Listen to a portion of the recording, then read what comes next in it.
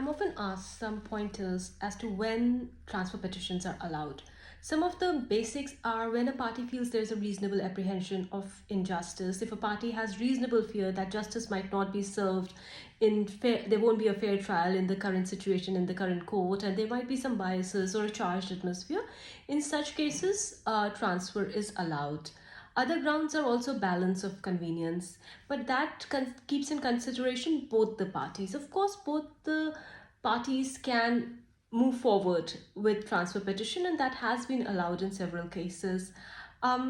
Another is a common question of facts and laws. If multiple suits are pending in different proceedings and conflicts, then a transfer petition can be allowed so that everything is combined together for efficiency. Some important judgments that were given by the Honorable Supreme Court last year in regards to transfer petitions. Criminal cases which are under trial, the transfer should be allowed from one state to another only in exceptional circumstances, because it was held that the power to transfer case under 406 of CRPC should be used sparingly.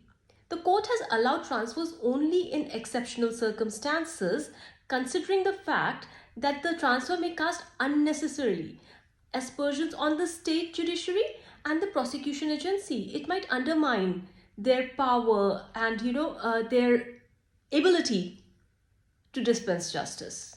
In matrimonial cases, of course, it often favors women. However, the Supreme Court had maintained that leniency towards women in transfer petitions should not be misused. There was a case where the wife had requested a transfer from Bangalore or Mumbai. However, it was noticed that the wife was a permanent resident of Canada and she had attended mediation virtually.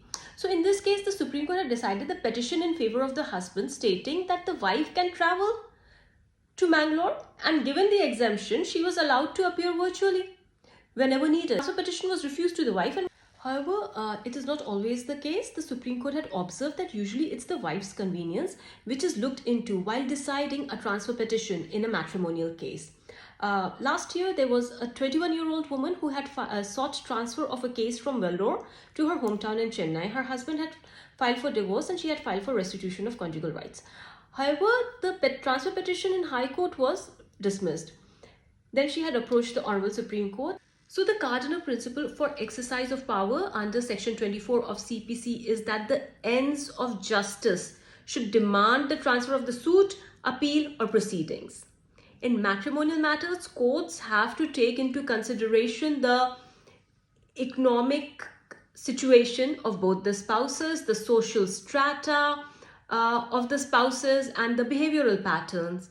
It also has to consider the standard of living of both the spouses before the proceedings and under whose protective umbrella the spouses are seeking their sustenance to life. And the Supreme Court had held that given the prevailing socio-economic paradigm in Indian society, it is the wife's convenience which must be looked at while considering a transfer petition. In another case, the Supreme Court had observed that it is just and proper to club all the cases together to avoid multiplicity of proceedings and conflict of decisions. Conflict of decisions being a very important and operative word here.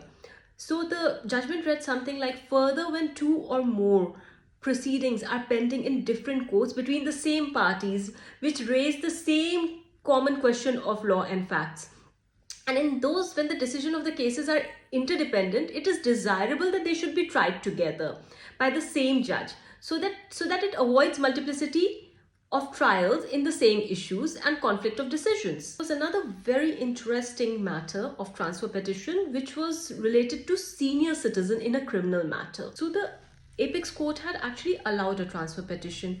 Then a review petition was filed to recall or requesting to modify the transfer petition as the accused had delicate health and the trial was also at its last stage. So in this case, the Supreme Court allowed the stay of the transfer petition on ground of the health of the senior citizen.